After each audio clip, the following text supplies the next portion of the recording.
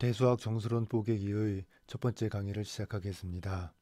이번 강의에서는 첫 번째 주제인 나눗셈 알고리즘을 생각해 보겠습니다.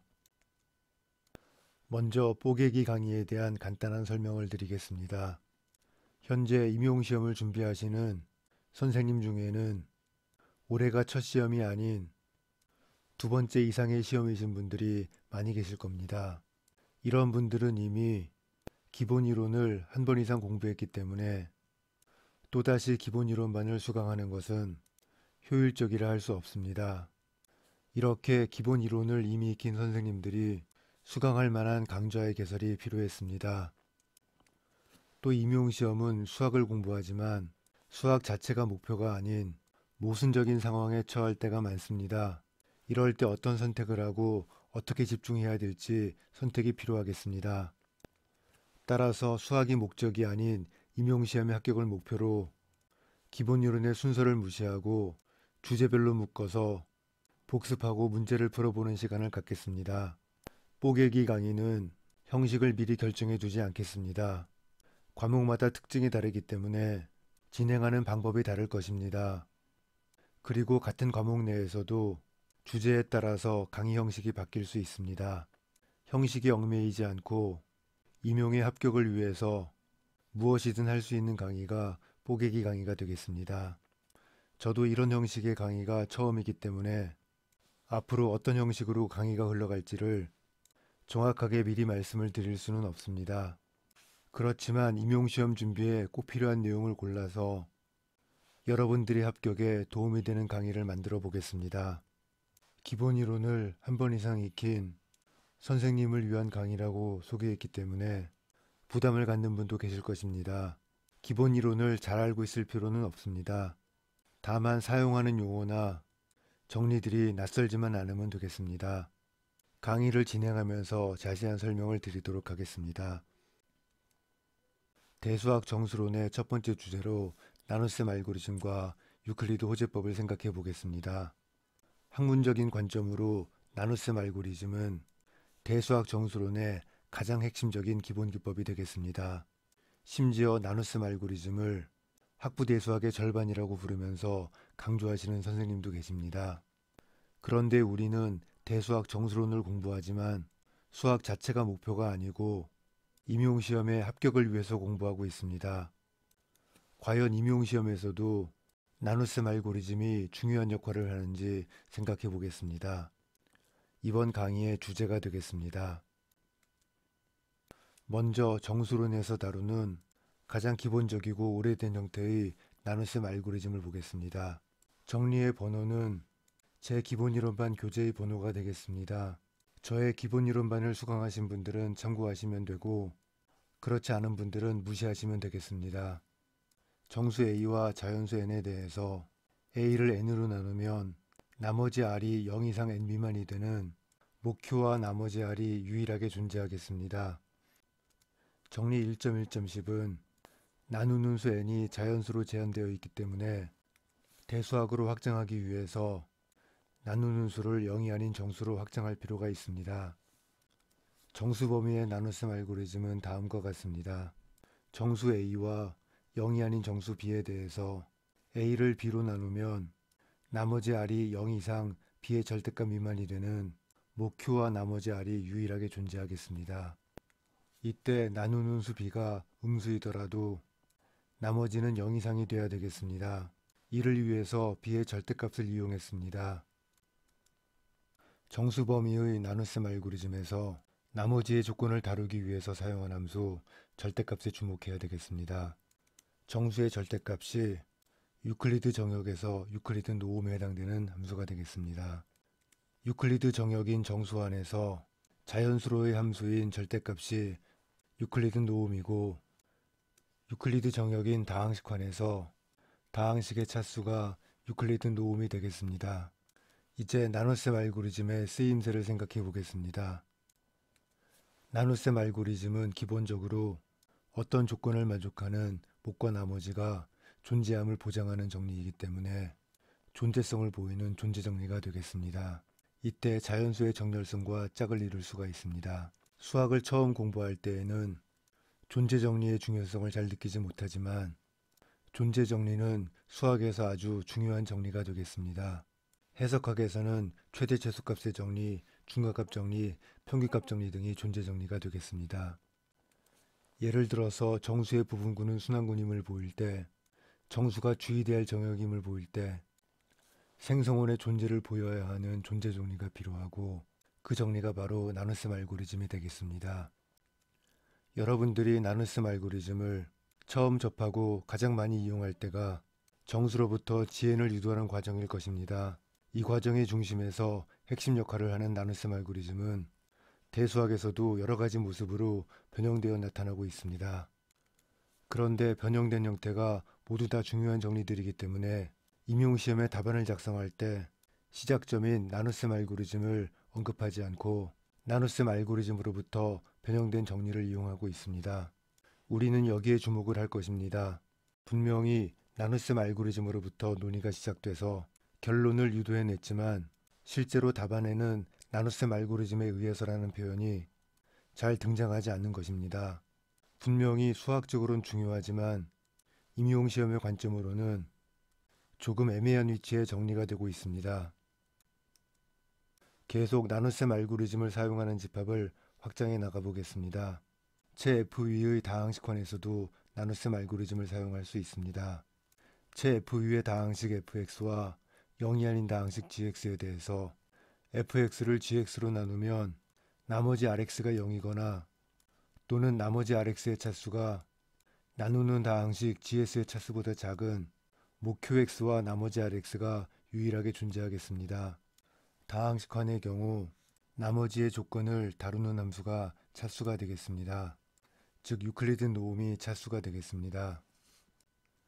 그런데 정수의 나눗셈 알고리즘과 비교해보면 나머지의 조건이 조금 복잡하게 되어 있습니다. 유클리드 노음인 차수를 영다항식에는 정의하지 않기 때문입니다. 영다항식을 따로 언급해야 되기 때문에 조건이 복잡해질 수밖에 없습니다. 그래서 영다항식의 차수를 마이너스 무한으로 정의하는 교재도 있습니다. 이렇게 정의하면 나머지의 조건을 간단하게 쓸 수 있습니다. 정수의 나눗셈 알고리즘에서 나머지의 조건을 결정하는 함수는 절대값이고 체 FV의 다항식환 fx의 나눗셈 알고리즘에서 나머지의 조건을 결정하는 함수는 차수가 되겠습니다. 정수의 절대값과 다항식환 fx에서 차수의 성질에 대해서 생각해 보겠습니다. 먼저 절대값의 성질을 보겠습니다. a가 b를 나누면 a의 절대값보다 b의 절대값이 더 크거나 같겠습니다. a와 b의 최대 공약수는 절대값이 제일 큰 공약수가 되겠습니다. 따라서 최대 공약수의 최대는 절대값이 최대란 의미가 되겠습니다. 다음으로 나눗셈 알고리즘에서 나머지의 조건에 대한 함수가 되겠습니다. 이제 다항식환 fx에서 차수의 성질을 보겠습니다. fx가 gx를 나누면 f의 차수보다 g의 차수가 더 크거나 같겠습니다. fx와 gx의 최대 공약수는 차수가 제일 큰 공약수가 되겠습니다. 즉 최대는 차수에 관한 최대를 의미하는 것이 되겠습니다. 역시 나눗셈 알고리즘에서 나머지의 조건을 다루는 함수가 되겠습니다. 이렇게 절대값과 차수의 성질이 비슷한 이유는 둘 다 유클리드 정역의 유클리드 노음이기 때문입니다. 나눗셈 알고리즘을 사용할 수 있는 집합은 정수와 체 FU의 다항식환 말고도 더 많이 존재하겠습니다. 이처럼 나눗셈 알고리즘을 사용할 수 있는 정역을 통틀어서 유클리드 정역이라 하겠습니다. 정역 D에 대해서 0이 아닌 정역의 원소의 집합에서 0 이상의 자연수로의 함수 스몰 d가 da보다 dab가 더 크거나 같고 d의 원소 a와 0이 아닌 b에 대해서 a를 b로 나누면 나머지 r이 0이거나 또는 dr이 db보다 작은 목표와 나머지 r이 존재하면 정역 D를 유클리드 정역이라 하고 함수 스몰 d를 유클리드 노음이라 하겠습니다. 유클리드 노음의 성질 첫 번째는 a가 c를 나누면 da보다 dc가 더 크거나 같다로 쓸 수 있기 때문에 절대값과 차수의 성질이 되겠습니다. 또 나눗셈 알고리즘에서 나머지의 조건을 결정하는 함수로서 절대값 차수의 성질이 되겠습니다. 즉 유클리드 정역의 유클리드 노음은 정수에서 절대값 체FU의 다항식환에서 차수의 역할을 하는 함수가 되겠습니다. 그런데 정수와 체FU의 다항식환과 달리 목과 나머지가 유일하게 존재할 필요는 없습니다. 가우스 정수와는 x 더하기 yi를 x제곱 더하기 y제곱으로 대응하는 함수 n이 유클리드 노음인 유클리드 정역이 되겠습니다. 학부 대수학에서는 정수와 가우스 정수환 그리고 체유의 다항식환 이렇게 세 가지의 유클리드 정역만을 다루고 있습니다. 가우스 정수환이 목과 나머지가 유일하지 않은 유클리드 정역이 되겠습니다. 가우스 정수환은 G루트 -1로도 표현할 수 있습니다. G루트 K는 나중에 우리가 다룰 중요한 주제 중 하나가 되겠습니다. 유클리드 정역인 가우스 정수환의 유클리드 노음은 G루트 K의 노음으로서 K가 -1인 경우가 되겠습니다. 그런데 G루트 -5는 주의될 정역이 아니므로 유클리드 정역이 아님을 보일 수 있습니다. 즉 G루트 -5의 노음은 유클리드 노음이 아님을 알 수 있습니다. 따라서 일반적으로 G루트 K의 노음은 유클리드 노음이라 할 수 없습니다. G루트 K는 뒤에서 주제를 잡아서 따로 다루도록 하겠습니다. 다음 정리 1.1.2는 나눗셈 알고리즘의 변형된 형태로 정수론의 핵심 정리가 되겠습니다. 정수 AB의 최대 공약수 D를 A와 B의 1차 결합인 D = AX 더하기 BY로 쓸 수 있는 정수 XY가 존재하겠습니다. 정확하게 표현한다면 A와 B의 최대 공약수는 AX 더하기 BY의 절대값으로 만들 수 있는 양수 중에서 가장 작은 수가 되겠습니다. 대수학 정수론의 아주 많은 정리와 문제에서 정리 1.1.12를 이용하고 있습니다. 정리 1.1.12가 나눗셈 알고리즘의 변형이기 때문에 결국은 나눗셈 알고리즘을 이용하여 해결하는 정리나 문제가 되겠지만 정리의 증명 과정이나 문제의 풀이 과정에서 나눗셈 알고리즘에 의해서라고 쓰지 않고 정리 1.1.12에 의해서라고 쓰는 것이 현실입니다. 이것이 우리가 주목할 내용이 되겠습니다. 나눗셈 알고리즘은 이론뿐만 아니라 계산적인 면에서도 정수론과 대수학의 기본이 되겠습니다. 다음 정리가 그 시작이 되겠습니다. 정수 ABQR에 대해서 A가 BQ 더하기 R이면 A와 B의 최대 공약수는 B와 R의 최대 공약수가 되겠습니다. 정리 1.1.8에서 R은 나눗셈 알고리즘의 조건을 만족할 필요가 없습니다. 정리 1.1.8과 나눗셈 알고리즘을 결합하면 즉 나머지의 조건을 추가하면 A와 B의 최대 공약수를 절대값이 더 작은 수인 B와 R의 최대 공약수로 구할 수 있습니다. 이 작업을 반복하면 절대값이 점점 작아지는 정수의 최대 공약수를 구하는 작업으로 바꿀 수 있습니다. 나눗셈 알고리즘이 대수학 정수론 계산의 핵심이 되는 이유가 되겠습니다. 정리 1.1.8을 반복하는 작업을 유클리드 알고리즘, 유클리드 호재법이라 하겠습니다. 지금은 정수를 예로 들었지만 모든 유클리드 정역에서는 같은 기법을 사용할 수 있습니다.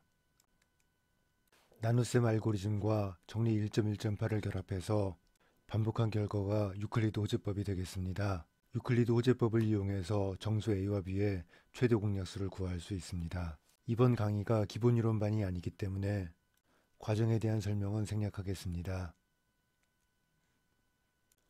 그런데 우리 목적이 최대 공약수만 구하면 된다면 나머지에 대한 조건을 굳이 엄밀하게 따질 필요 없습니다.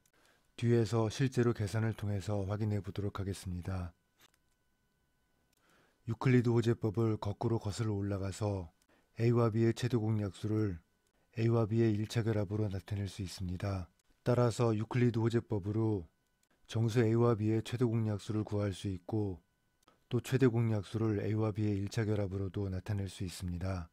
대수학 정수론의 아주 많은 계산이 최대 공약수와 관련이 있기 때문에 유클리드 호재법이 대수학 정수론 계산의 기본이 되겠습니다. 이제 우리의 관심사인 임용시험에서의 유클리드 호재법을 생각해 보겠습니다. 유클리드 호재법은 최대 공약수를 구하는 정석적이고 범용적인 방법이 되겠습니다. 범용적인 방법이란 의미는 두 정수 AB를 아무거나 택하더라도 항상 같은 방법으로 계산할 수 있다는 의미가 되겠습니다. 어떤 정수의 쌍을 주더라도 계산할 수 있다라고 하는 이 범용성이 유클리드 호재법의 최대 장점이 되겠습니다.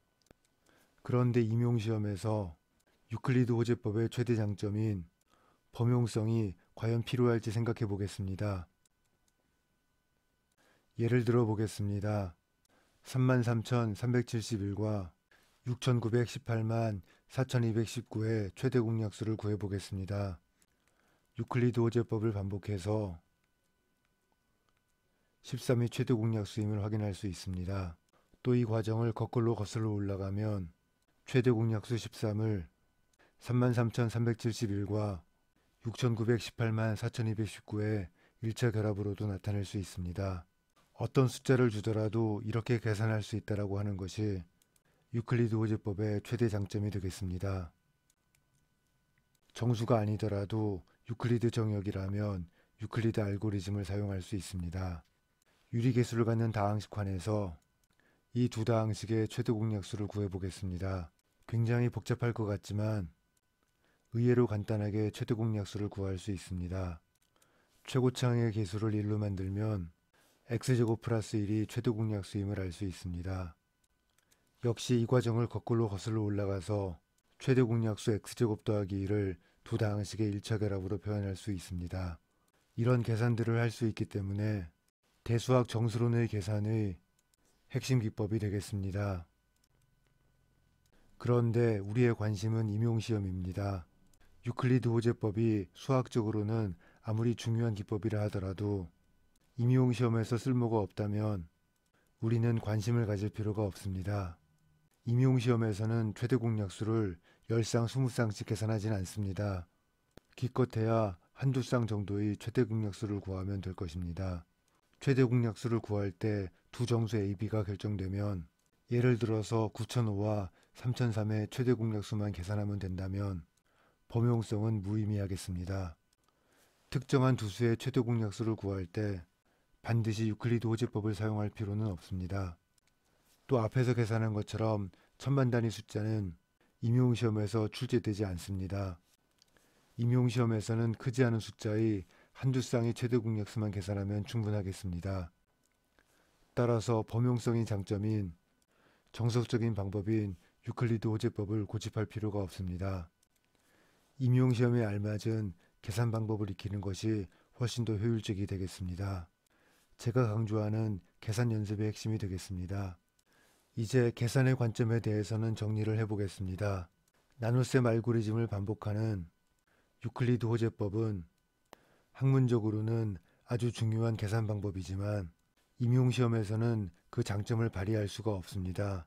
임용시험 문제로 출제되는 크지 않은 수의 최대 공약수를 계산하는 것은 훨씬 더 빠르고 효율적으로 계산하는 방법이 있습니다.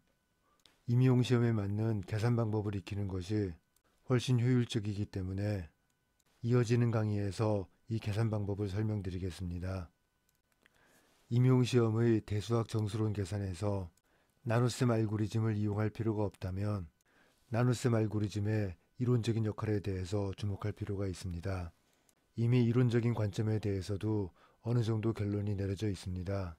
그렇지만 몇 가지 사실들을 더 확인해보고 이론적인 관점에 대해서는 다음 시간에 결론을 내리겠습니다. 그 이후에 임용시험에서 유클리드 호재법을 대신할 계산 방법에 대해서 생각해 보겠습니다. 이렇게 해서 대수학 정수론 뽀개기의 첫 번째 강의를 마치겠습니다.